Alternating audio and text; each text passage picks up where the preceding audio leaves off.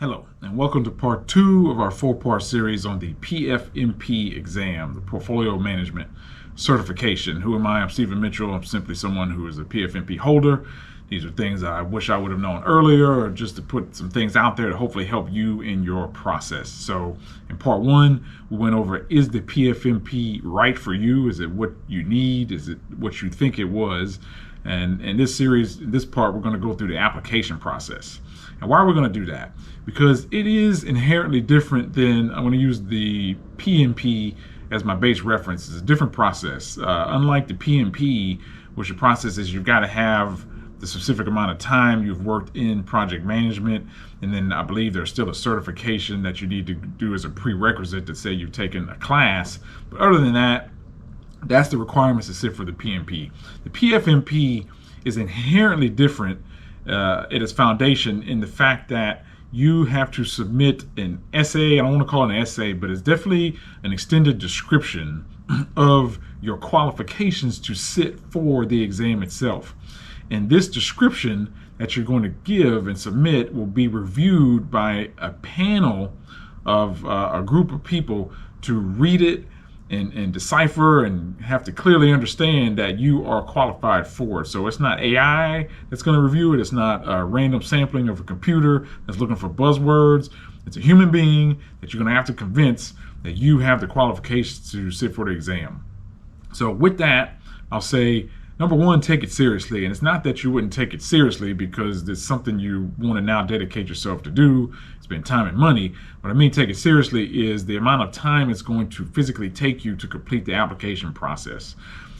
I believe you need to at least go in with the understanding that, with the commitment that you're going to spend at least 10 to 12 hours on the application process alone. And while that may sound like a lot, let's go through why that may be the case. So it's 5 sections that you're going to need to fill out for the application process.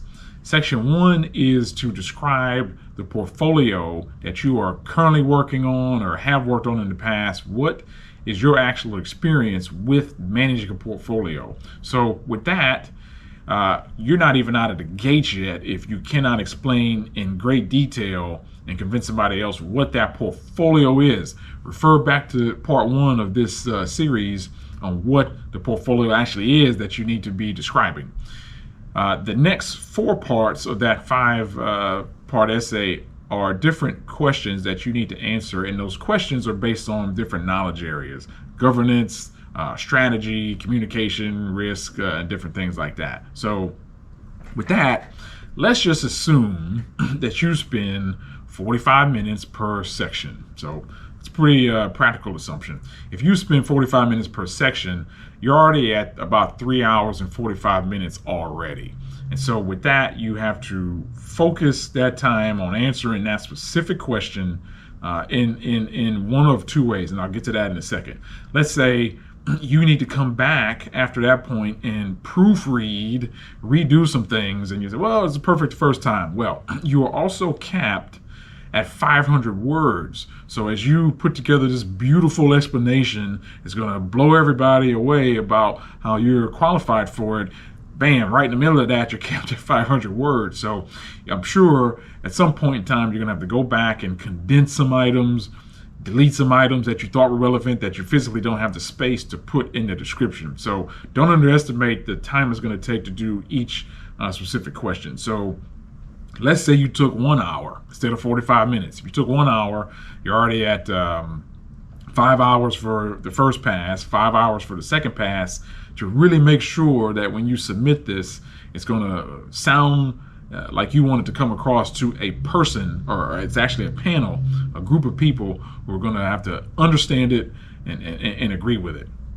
So with that, how are you going to answer the next 4 parts? Assuming you got the first one right and you've adequately described your portfolio, the next 4 sections have to do with answering it in one of 2 ways, and you have to specifically tell them which of the 2 ways you are answering. So it's going to give you an example in each knowledge area: governance, strategy, whatever that may be, value, to say, give an example where you did this or that. And so you cannot leave this wide open, broad answer and say, I did both of them, or I'm going to give you all the examples that I can think of. Once you click the button or choose the option that I'm going to answer it in this way, that's what you need to stick with and be specific. Don't try to be so eloquent that you give both examples, because whatever you're doing to veer off the example of what you chose, I'm going to answer it this way, you're not getting credit for answering that question if you go and start to talk about part A. The good thing about it is, let's say they only gave you one way to answer the question, and you may struggle with that specific example. Now you have two things to choose from. So on question two in this case, I can answer this one better than that one, so I'm going to choose part A. You don't have to choose part A in all the rest of the 4 questions. You can choose part A on this one, part B on that one, part B on that one, part A on that one. So you can indeed choose which one. But once you pick your course, once you've chosen your fork in the road, you have to stick with it, and you have to be clear and have your answers be concise. Here's something to consider.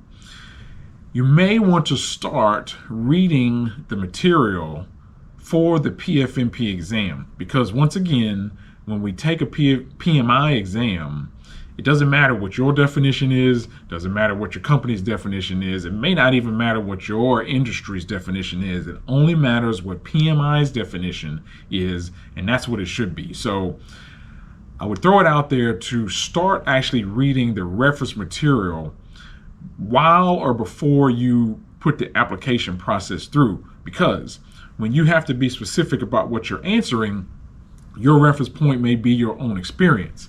It may be good to read PMI's version of what that definition is. In the long run, you haven't wasted any time, because the normal process would be to apply for something, get approved, and then start to do your research and your learning. In reality, all you're doing is you're pulling that research forward, and you're reading things that you would have read anyway. So assuming you're going to go through this process from start to finish, it's just good to pull that forward, get yourself a little bit more aligned with what they're trying to ask, and therefore you can be a little bit more focused in your description and make it clear and concise. So with that, I hope that helps with just simply understanding what the application process is, the amount of time you need to put forth to do it.